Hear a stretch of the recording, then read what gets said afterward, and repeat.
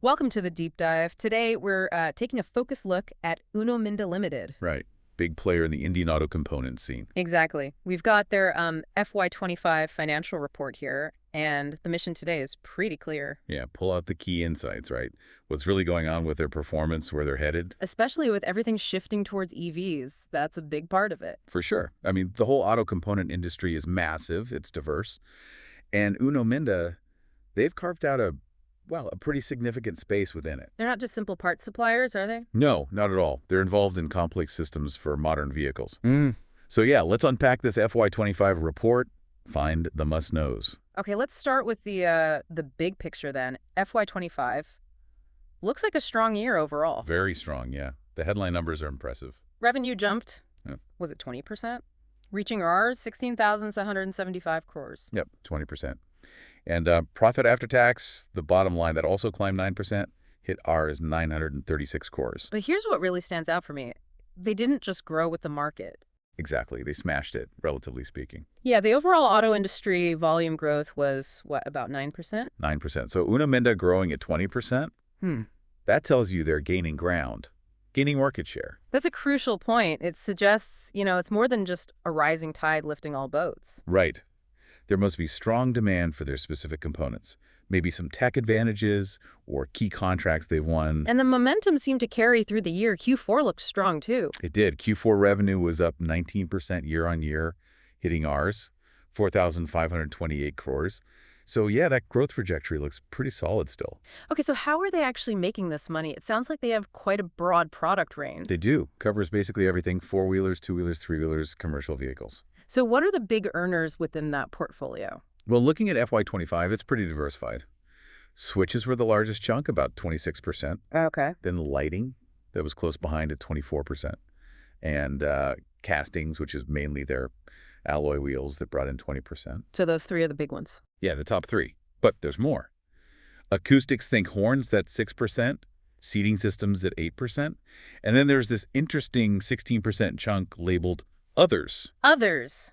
That sounds like where the new stuff might be hiding. Exactly. And it is. This includes new orders specifically for EVs, things like chargers, temperature sensors. It's a clear signal they're not just talking about EVs, they're actively winning business there. Right. So definitely looking beyond the traditional combustion engine. That others category seems like a key area to watch for future growth. Definitely. And most of this business is going straight to the car and bike makers, the OEMs. Overwhelmingly. 93% of that FY25 revenue was OEM business. Wow. Okay. The aftermarket, replacement parts, that's the other 7%. Still significant, but clearly OEM is the main engine. And geographically, mostly India. Yeah, India dominates, Yeah. 89% of revenue. Yeah. International markets make up the remaining 11%. That heavy OEM focus, it points to really strong relationships with the manufacturers. It does, deep roots there. But, like you said, that aftermarket presence, even at 7%, shouldn't be dismissed. No. No way. They've got a huge network, 150,000 workshops, over 6,500 different products or Cs, and they claim leadership in quite a few aftermarket categories. So that gives them stability and brand recognition. Exactly. It's a more stable, recurring revenue stream. Okay. Plus, people fixing their cars know the Uno Minda name.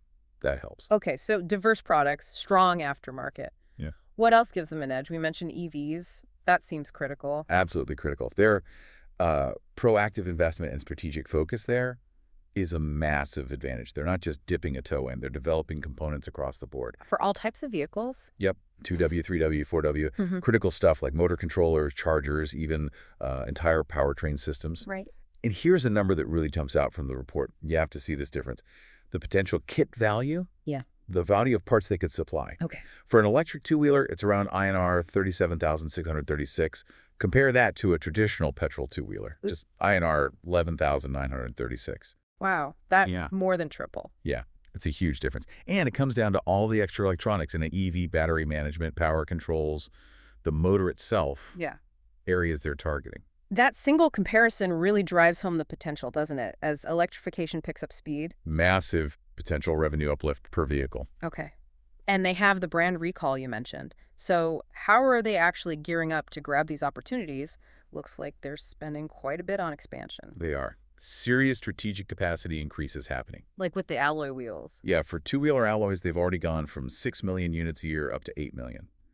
And there's another 1.5 million planned. Okay. Plus, they've actually started production of four-wheeler alloy wheels now at a new plant in Bawal. But the really big one for EVs must be that new plant in Pune. That's the flagship EV project, I'd say. A greenfield EV powertrain plant. They're putting R's 423 cores into it. Wow. And when does that come online? Phase 1 is expected by Q2 of FY27. So still a little way off, but it's a major statement of intent. And that's just one part of their overall capital expenditure, right? The Right. total investment is much bigger. Oh yeah, much bigger. You add it all up. There's another new 4W alloy wheel plant planned for Carcota, Okay. a 4W lighting plant, also in Pune, an airbag facility down in Hurhali. Airbags, too. Yep. The total committed capex across these major projects is, Mine's where? wait for it, RS 3,036 crores. Goodness. That's a serious amount of investment. It absolutely is. It signals huge confidence in future demand and a real commitment to grabbing share.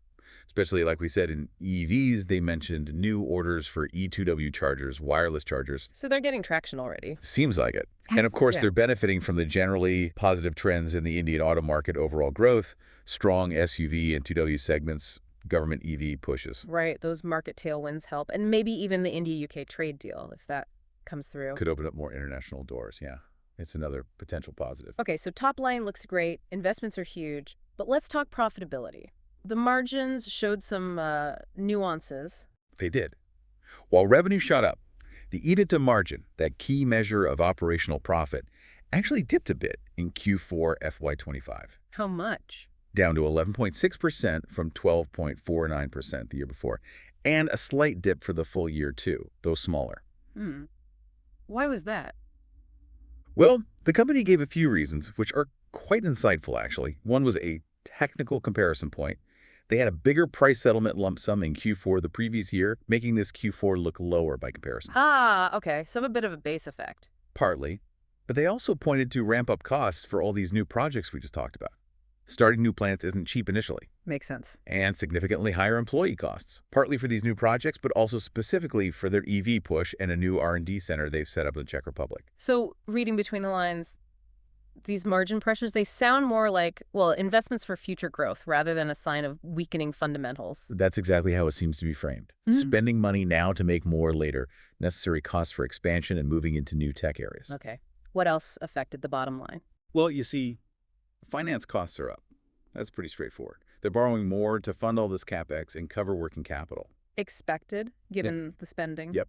And depreciation is also higher, again, because these new assets, new plants, are coming onto the books and starting to be depreciated. Right. It also meant that even with strong Q4 revenue, the reported profit after tax growth looked kind of flat. But wasn't there a one-off item affecting that comparison too? There was a one-time gain in Q4 of the previous year.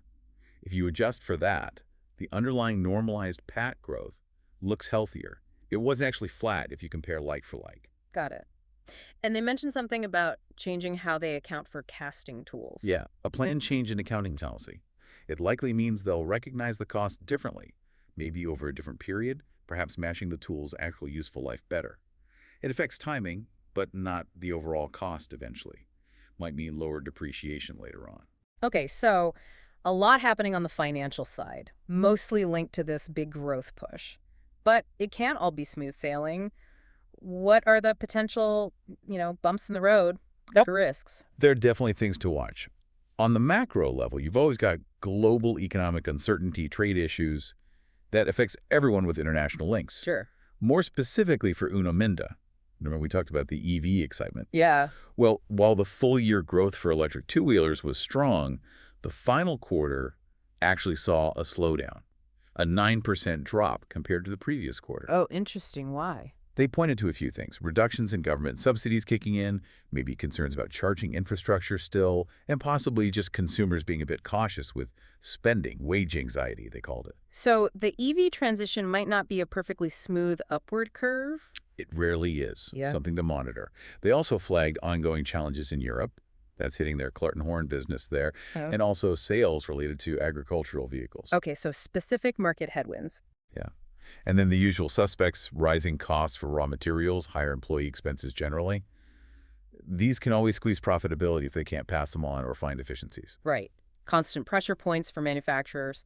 So, okay, quite a comprehensive picture. Let's try and boil it down. Key takeaways for someone trying to get a handle on Uno Minda. Okay. I'd say number one, strong growth, definitely outperforming the market. That's clear. Right. Number two, massive strategic investment happening, especially focused on EVs, positioning them for that big industry shift. Huge CapEx number. Huge. Number three, diversification across products and the solid aftermarket base provides some resilience. Mm-hmm. Number four, be aware of the near-term margin pressures from these investments and keep an eye on potential headwinds, particularly the EV two-wheeler adoption rate and the European market situation. Yeah, that sounds about right. For me, the real aha moments were, well, first, just the sheer scale of that investment commitment. They're really betting big. They are. Second, that massive difference in potential kit value for an EV two-wheeler versus petrol. That really quantifies the opportunity. And puts a number on it, yeah. And third, just understanding the different factors that could speed up or slow down EV adoption subsidies, infrastructure, consumer confidence. It's complex. It is complex. And that really leads us to the final thought, doesn't it, for you listening? Yeah. Considering everything Uno Minda is doing, these big strategic bets, the investments, and how fast the whole auto world is changing, Yeah. what do you think are the absolute most critical factors that will decide their long-term success? What really matters most for their profitability down the line? Exactly. What bits of their strategy or what external market forces really warrant the closest look as we go forward? That's the deeper question to ponder.